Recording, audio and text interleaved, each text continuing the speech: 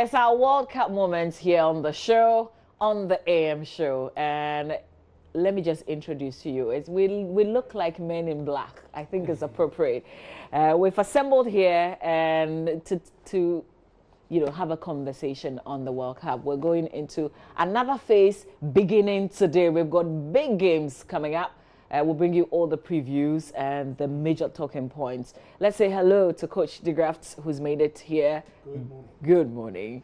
Abigail, what's up? Okay, hello to you. Hi. Yeah. Selwyn is on the Mama board, call it that. So good morning to you. Good morning. Yeah? How are we feeling, ahead of the big games today? Well, I'm feeling good about it. The Yeah? World Cup away for 2 days.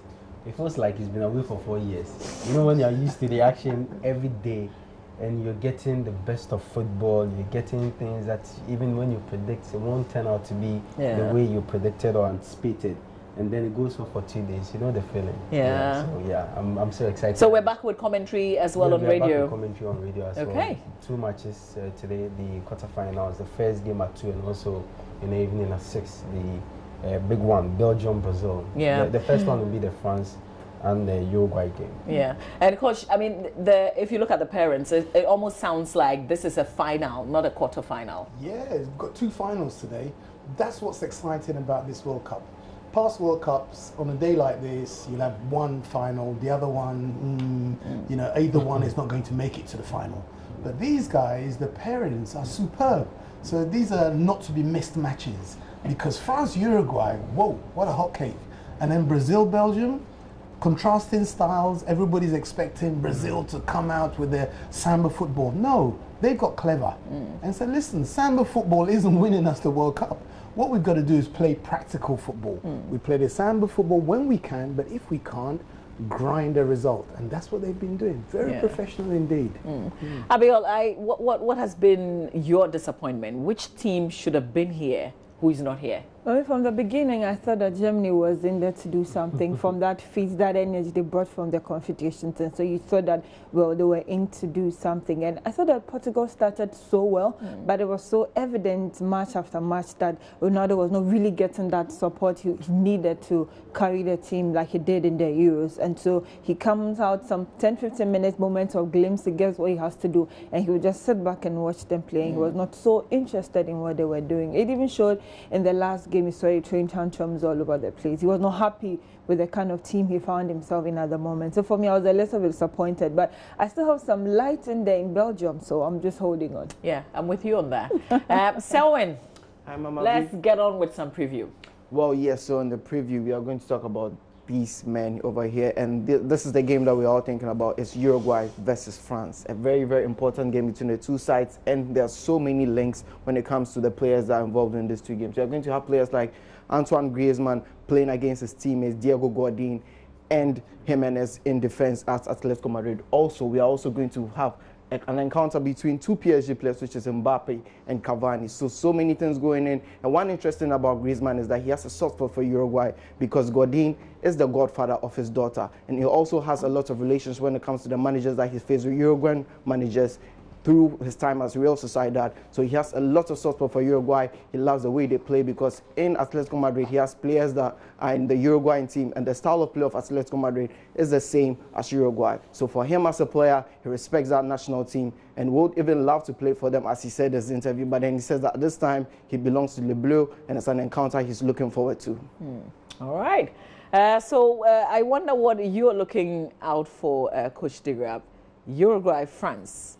Uruguay, France, the reason it's going to be a cracker because they are so well balanced. Each have very effective players. Now, we're going to come back to the history of Uruguay. I was listening to an interview from the Uruguayan manager. He doesn't give interviews, but give the press conferences. And apparently he manages and looks after the structure right from the under-15s upwards. He was an ex-school teacher. And what he said, I've mentioned before, Uruguayans, I think somebody mentioned they were naughty. They were just downright dirty. Their mentality was win at all costs. So if they had to kick you, punch you, they would do that to win. And he came on and said, no, performance and quality and respect is better than winning at all costs. So now they've got the performance quality, the win at all costs mentality has gone, and they are a cracking team indeed. But I still think that France will pick them. Abigail? Didier Deschamps accepted he's been to this tournament as a fairly young side. You see them wanting to do something for themselves, and I'm very happy. Let's look at Cavani. For me, I thought that I was not really ready to look at him, but this tournament he's giving me a reason to sit up and watch him play, especially in their last game. He scored about 3 of their 7 goals for Uruguay already, and so it's a big one for me. I hope he doesn't miss out on this action, because I hear he's been training himself. He's not really fit after their last game, and so in me want you guys to go ahead, because I think I enjoy them, especially in their last game. Are you still Ghanaian? I am Ghanaian. Suarez is in there. But maybe this World Cup doesn't allow for those sentiments, unfortunately. It's been a period of surprises, and so if you want to just dwell on only your sentiments, you'll be disappointed match after match. But France showed some class against Argentina. Yeah. Mbappe was in the form of his lifetime. I don't know if he can continue. Consistency for me has always been the word. So if we get that from him again, that drive that he was able to help them get those 4 goals for me. He was heavily involved in all those goals. If he can repeat that feat, it will be nice to watch them play. But I think Uruguay have something else up their sleeves. Benedict Akwesi. Well, I think it's a game between a team that have conceded less goals at the competition, Uruguay conceding a goal, and then France scoring more goals. But look at the French setup and how they've played at this year's competition. You will say that they've not really faced an opposition that plays a very defensive, good football. Because if you look at their last game against Argentina, we all are witnesses to the problems of the Argentine back four and how they're always leaking. When Fazio came on, it was as useless as even the first player who was playing. So, and for Uruguay, consistently, we've seen how they defend. In a game against Portugal, just when the goal came, they sat back and they defended very, very well. So it's a big game, and this will really test the high line of the French team. We've always been talking about the fluidity of, yes, they have the individual players that can step up on any day with individual brilliance, like Mbappe, Dembele is there, they have Griezmann. But are these players able to play as a team when they come together and play a very defensive team like Uruguay? And that's what we'll see today, and that's what will make the game lovely. And also, for Uruguay, they have the best of attack, Luis Suarez, Cavani. These are players that, look at the goals Cavani scored against their last game against Portugal. Well, how do I even put it? Striker's goal. Look at Luis Suarez, the connection between the two. I'm only praying that he will recover from that hamstring injury he picked in that game. If he's able to recover and he plays, it will be a very good test. A good test for the French defense to handle these two players, and also for the French strikers to go through a very formidable defensive Uruguayan team. I tell you, there's only one reason I'm supporting France throughout this. It's just where the players are coming from. Yeah, the ancestry it's of the players fact that I can relate. Yeah. And it was interesting yesterday, the BBC spoke to Emmanuel Macron, the president. You know, he's in Nigeria. And they spoke to him about how now there is no African team in the knockout stage at this stage, and that almost 13 of the 23 players of France, you trace the ancestry to African Africa. migrants, And yes. he was, the response he gave was that, oh, it's very interesting. And based on that, he himself even wants France to win the tournament for Africa. I'll come back to what was said about France. Uruguay's defense they haven't been tested. Yeah. They haven't. The French will test their defense. So this is the game that will test that? That's right. And the Uruguay defense, they crack. When you attack their defense, they crack. That's when their old mentality comes out. They'll all win at all costs. They will foul. So all the French have to do, really, don't play the ball in front of the Uruguay defense, the midfield. Get the ball into the defense and test the defense. They will get penalties. They'll get crucial free kicks. If they score those, they'll come. I'm just wondering, has France not been a bit slow at the beginning? They always are. You know, when you've got a team of such talent, to mesh them together is not easy, you know. But the other thing again is like Brazil. Brazil don't look like no fantastic free-flowing team. But football is not like that now. You don't have to be fantastic free-flowing. The teams that are the teams like Sweden, Denmark, because then a lot of their players are not top players, but they mesh together very, very well indeed. They're intelligent, they play the basic football. When you've got the talents in there, it's a different kind of football altogether. And what it does is that it allows you to be malleable in the way you play against teams. So it's going to be a very interesting game. But I'll say that France will pip it, but the honest truth is, as was said, Uruguay are a cracking team. Yeah. The football they're playing is great. So this is like anybody's game. Exactly. Yeah. Yeah. And just to add to it, these two teams never struggled in the group stages. For Uruguay, they qualified with a 100% record, winning all their games. And France, after 2 matches, has already qualified. Then they only recorded the only goalless drawn game in this competition so far against Denmark. And look at the play of Denmark. I would have loved to see Denmark at this stage of the competition, because they play some delightful football, and with the way Denmark play and that of Uruguay. But I still think that France will win. Denmark are missing the drops. So let's talk about Belgium, Brazil. Sure, we're going to Belgium, Brazil, and we have them here. So with these two teams, we know what they bring into the tournament. Brazil also have come into this tournament having a very good defensive record. As coach said, that Tite has said that they are playing a system whereby they are not just attacking, because since 1982 they've been trying to find a way of they're moving away from that Samba football tag and trying to find a way of playing pragmatic football when it's needed, and also playing football when they have to score. So in this tournament at the moment, Brazil has conceded just 1 goal and have been faced with just 5 shots on target, allowing just 1 inside. And that's what Brazil brings into this tournament. With Belgium coming into facing them, Belgium has scored the highest goals in the tournament, scoring 12 goals at the moment. But then Brazil's defensive record is yet to be tested by this Belgian side. Now, how this Belgium side are also going to break through this Brazilian team is a record we are going to look at. The last time these two teams met was in 2002, where Brazil beat them 2-0, and it was goals from Rivaldo and Ronaldo. But in this Brazilian team, there's no Rivaldo or Ronaldo, but there's Neymar, there's Gabriel Jesus, and Coutinho, and the likes of Willian and the rest. But this team is not something that the Belgians are scared of. The Belgians are now having confidence that for the first time, they can actually beat the Brazilians.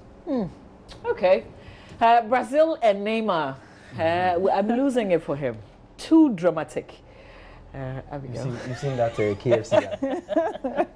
Well, there's this video going around, a coach, yes, and kids, and he goes like, Neymar, and they all fall down and all that drama and all that. But at a point in time, you consider it's part of the game. Even when you watch Uruguay, sometimes Luis Suarez does those things when there's too much pressure on the team, and so he just has to calm everybody down. It's part of it, but at a point in time, when you get to do it for a very long time, then we all get fed up with it. For Brazil, I think that they are one of the teams that people give a lot of expectations people for. will not think that is part of the game when it comes to Neymar, because Neymar wants to be like Cristiano Ronaldo.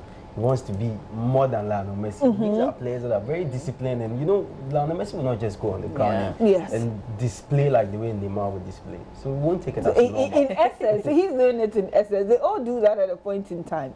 They get a little dramatic at a point in time. He's a very good player. He is. If he really gets serious with what he's doing, of course he can get to that level, but to want to be like Cristiano Ronaldo or Messi at this point in time and at this age, I think is getting a little over him. And so you watch his demeanor, even his appearance. The first game he had a different hairstyle, back with the, so are you really concentrated on what you are doing? For me, I feel that they have not really lived up to that billing. I thought maybe people gave Argentina and then Portugal, but they have done something even as they have left. And so to get to this stage, may they have something to show, but I was so enthused about Belgium when I watched the last game, producing 3 goals in less than 20 minutes. For a moment, they realized that they had to come together as a team because they have the talent. They were just playing with that individual talent they had.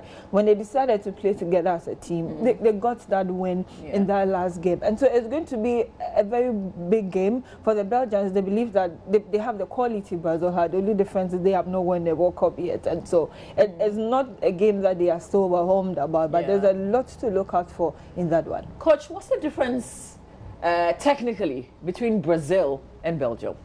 Technically, they're very close. For once, Belgium have actually amassed a large number of high-quality players. The difficulty with the Belgian teams of the past, you'll have 2 or 3 good players, and the others will be just a little above average. Whereas now, you've got 8, 9, 10 quality Premier League and top league players all over Europe and the world. Brazil are similar. There isn't much difference between them. The style of play is different. The Belgium are just consistently putting the team under pressure. What I would say is that Belgium's difficulty is that they concede too many goals. Now, you are not going to come back. You're 2-0 down. You're not going to come back against Brazil. So they're going to have to solve that problem of letting in those goals and then coming back. Comeback kid's not going to work against top teams like Brazil. I don't bet, but I would bet on that. And then come back to Neymar. Neymar has not learned his lesson. Cristiano Ronaldo learned his lesson. There's an area 20 yards either side of the center line where if you were to put dots of fouls committed, dirty fouls committed, serious injuries, you see loads of dots. Because that area is a no messing with the ball, no dribbling area. If you dribble in that area, you stand 90% chance of getting kicked, purely from annoyance. Because they can kick you there, you're not going to score from the free kick. Neymar hasn't learned that yet, and he's got to learn that lesson. Do your dribbling just outside the box or inside the box, and you'll get more results, because they'll think twice about kicking you. Those kicks hurt, believe me. You see, those guys you've got out there, they are strong athletes. When something that looks like a little kick, it really hurts. And when it hurts, I mean, being a football before, rolling actually helps to get rid of the pain. Oh, that's it. It does. And when a player is seriously hurt, he will not roll. If there's a fracture, the player will be still. You see? So when you see a player rolling like that, you know it's just a painful kick. So he'll recover. Yeah. The serious injuries, the player will be still.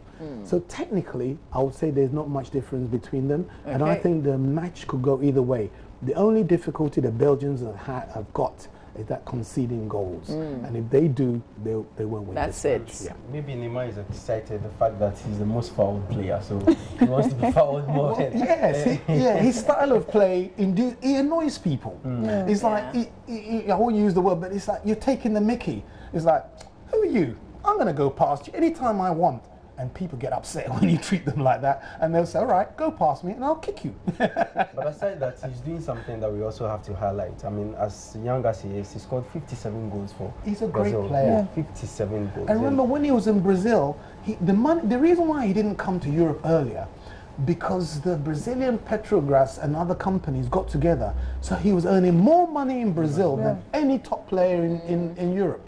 You see, that's why he didn't come over. He didn't need to come over, and they did the right thing. They allowed him to mature, because the way he's playing, he was even worse when he was in Brazil. He was taking a mickey out of play, because that's his style of play. The favelas where you are, you have show-off football, where you show your skill. And he hasn't come out of that, and he still maintains, I'm going to play with my skill no matter what. But I think referees, if they want the World Cup football to progress, they should protect skillful players. Allow the skillful. They should protect skillful? Yes, i.e. with a lot of the kicks that he gets, if somebody kicks somebody on purpose, for me, it's a yellow card automatic. It is. And when they start doing that, yes, it has to be either with your first kick or whatever. If I don't go for the ball and I aim for the player to kick them, for me, that's but you see, when you're overly dramatic, sometimes so easily. they get tired of you. And when you do something, And one of the referees actually got tired of Neymar. they're thinking, In one of oh, their he's games. faking it again. All referees do, but faking it, get that, you're not, as a referee, you shouldn't have those personal feelings. No, as a referee, I referee, and when I referee, I switch off because I was a poor referee at first, because I'll be watching the match and I'll be coaching.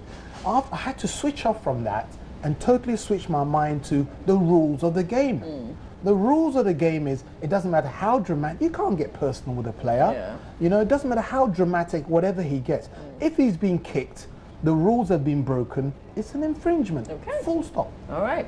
Benedict, before Benedict comes in, let me just announce you can join us 0302-211-69102. Well, Marvel, on the game, coach has said it. I mean, for Belgium to go through, they have to ensure they don't concede a lot of goals, because if you go into such a game and you concede goals like you did against Japan, it will be very difficult to come back against the Brazilian team, where they have one of the best goalkeepers in the world. They have great players in defense that are doing very well for the side, and for only that, if they're able to do that and not concede a lot of goals, I think that Belgium in this game, they stand a better chance of going through. Yeah. Okay. Selwyn, can I get some predictions from you? It's a very tough one, I mean, with this tournament going on. But first of all, this is a picture of the team photo of Brazil, and that's Neymar falling off in there because I see people are talking. Even with the team photo. But it's brilliant. I love it. Yeah, so It brings fun into the whole thing. but yeah, it's a difficult game with this tournament. You can't predict so much, but then looking at how things are going, I think Brazil wants it more. Brazil wants to prove a point after the disappointing World Cup last year. Belgium also have a chance with the quality that they have in their team. It's a close game, but looking for maybe a slim 2-1 win for Brazil. 2-1? Yes. Okay. And then the Uruguay game? Wow. France are looking very, very sharp in front of attack. And as Coach said, it's time for the Uruguayan defense to be tested. But the Uruguay also have a very strong mentality of saying that they've been in the knockout stages consistently since 2010, and they're trying to prove a point that they could possibly win it. And they're the first team to host the World Cup in 1930. So they are trying to bring history back. So I'll go for Uruguay in that one. 1-0 win for Uruguay. Yeah? Yeah. Wow. That's some bold predictions right there. Let's go to the phone lines now. Let's speak to James. James, good morning to you.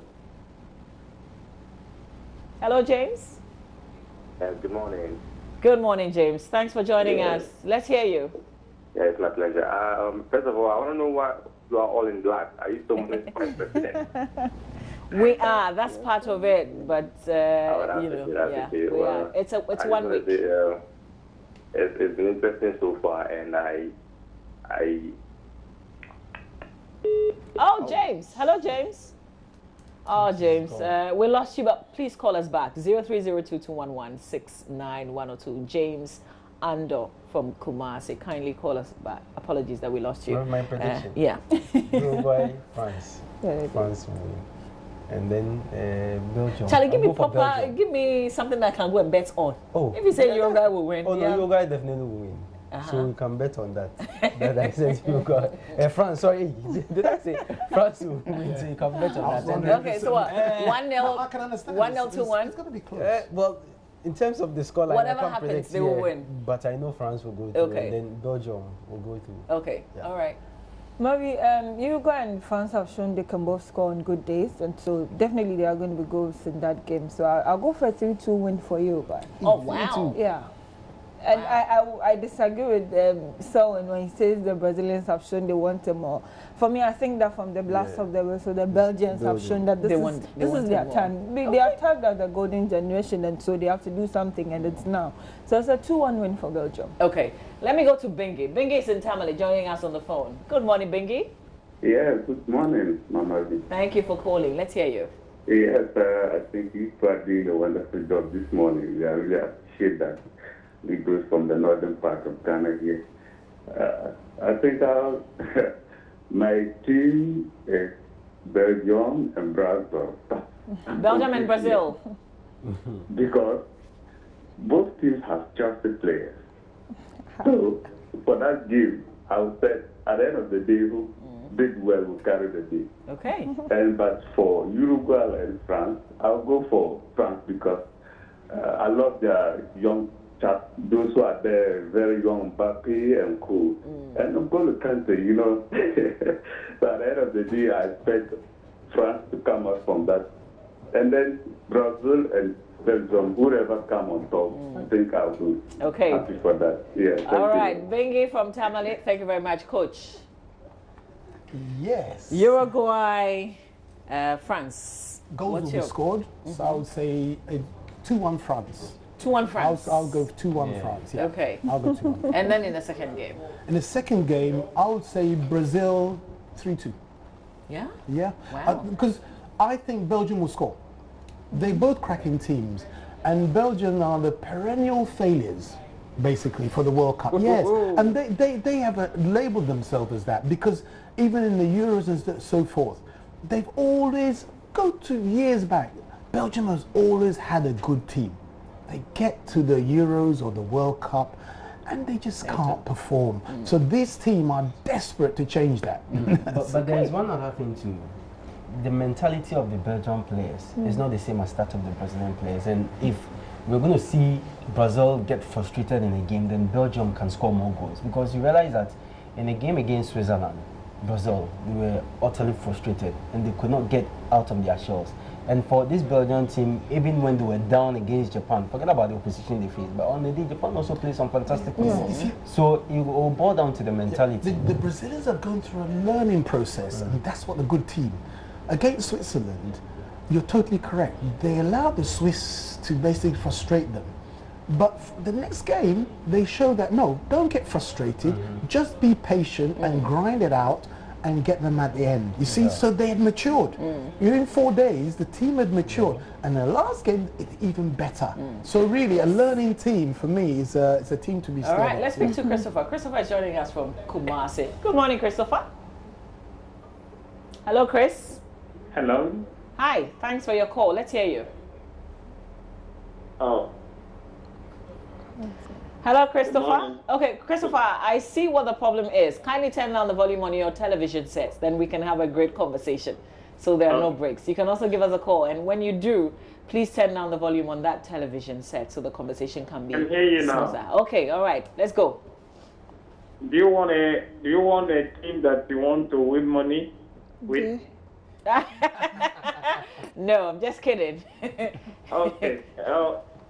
I would love Belgium to go through because it's not just being young players. I think they have more players, attackers, both midfielders, defenders who are hungry. They want to make a difference. Brazilian team is full of what do you call it? Showing themselves. Apart from William and Marcelo, the other players there, forwarders, they are just showing up themselves. I like Brazilian team, but I think I prefer Belgium to go through. Then when it comes to France and Uruguay, I'm scared of Uruguay. These people, all these defenders are just like Atletico Madrid with defenders. I don't know if, but France will go through. Okay, all right. Let's see what happens. Thank you so much, Christopher from Kumasi, for joining us. And you know, before we wrap up, I thought that we would spend a bit of time talk about Colombia, England as well, because we all missed out on that. But let's pick our very last call. Do we have somebody on the line? Okay. So we'll pick, this is the end of the phone calls. Let's come back and talk about the other games. Saturday, we've got games on Saturday as well. We've got games on Saturday. England will play on Saturday against Sweden. That's another big one. And the English are, going ahead of themselves. Yes. And that's one thing they have We to knew they would. Once expected. they won the last game, we thought they would make a lot of noise. Have you seen the photograph of the England manager, his waistcoat? No. If you look at the lines on it, I'll send it to you on WhatsApp. You look at the lines and it says coming home. Yeah. But you can't see, it looks just like pinstriped. But when you go close, the lines on it say coming home. See what I said about the English? World Cup, yeah. Who decided to zoom in and see what the words? Oh, the cameras. This is why we were saying that if you think you're going to do anything on that pitch and get away with it, there's a camera following each player. Each player has his individual camera. On top of that, there are another 75 cameras all round, looking at different parts of the pitch and so forth. So you're not going to get away. Everything is pinpoint. Okay, so England is in action on Saturday? Yes, England in action on Saturday. And also we'll have another one. Host nation Russia will take on Croatia. That's also another quarterfinal. I guess that will be the end of Russia then. Well, you can't really tell. You can't really tell because of how the tournament is going. Because I'm sure Russia, Spain, you would have said same that that's the end of Russia. They are going out. Russia not playing to the rules. No, they are not playing to the rules, but at least they have something working for them. They have the fans working for them, and that is enough. It's enough. One thing we are all not paying attention to, this World Cup, Croatia brought the best players. And I Thank you. Yes, Croatia, but they have the best players so far. And so I don't see Russia going past beat Croatia, there's something wrong. See, I will put my hat on the table. That's why it's football, coach. Maybe if they do, then maybe Anas is doing something in Russia. No, if he's not doing something, we have to send him over. The Russians have done well. This will be the end. It's okay. Croatia have played fantastic football. They have the best of players on form, but on a day, I mean, it's football. You cannot have your day and then Russia on a day will have their day and just win. Yeah. A stroboscope is it's a machine that's used to determine the frequency of movement. It's never wrong. Selwyn, I want you to have the last say on this. Do we expect England to move on after this? Well, this man standing beside me says yes, because as coach said, his youth says it's coming home. England wants it really bad. I mean, their youth teams have been doing it throughout last year and this year, and the 17 World Cup champions, and the 20 European champions, and the 21 European champions. This is the World Cup, and they definitely need it more than everything. England have a chance. They have a young squad. They are very hungry. They want it so much. Playing against Sweden will be a very tough test because Sweden is going to shut the door and make sure that they don't score goals. How is England going to test? Their mental strength was tested by the Colombians. How is Sweden also going to get them tested? It's just more of a test and a test. And they going far by game should be something that picturing in perspective. Southgate says their team is ready. They want to play football. They want to make sure that nobody distracts them. But England definitely look like, at the moment, their favorite because most of the big teams are out. They could pave their way through smoothly. Sweden is not really a big one, but after Sweden, could be the biggest test in the semi-final for them. Okay, all right. And I want you guys to, where can people listen to the commentary? What's happening? Okay, so the commentary will be on Joy FM at 2, the first game today. That's the France and Uruguay. Then also at 6 p.m. we'll have Brazil and Belgium tomorrow as well. 2, the first game will be on. And the last game, I think, is the Croatia and Russia game. The first one will be the England-Sweden game. Okay. And there's also an Asampan on Adom FM the same time, 2 and 6. But I think that Asampa will be going out to Ajengan and East Legon later in the evening for the second game. So you can follow the commentary in the first one. We'll tell you the exact place, and then you can just join us at the lesson. Are the ladies hanging out on Asempa tomorrow? Because of commentary, we might not be there. But we are here in the morning for sports review. So. Okay, all right. Coach, why are you watching the game? Oh, all over. I've got a spot in Jolu where there's a bunch of people got together to watch it, yes. Or sometimes I'll come here. Okay. I'll come to... All right. So we'll see you around then. Yeah, definitely, yes. Right. I'll be around. Okay. Those in Kumasi are not left out. You know, live commentary on Insurance Love as well. Okay. All right. So wherever you enjoy the game from, we will see you after the matches to have more conversations. Absolutely, definitely listen to our commentary and all the bits that we bring to you, even on JoyNews.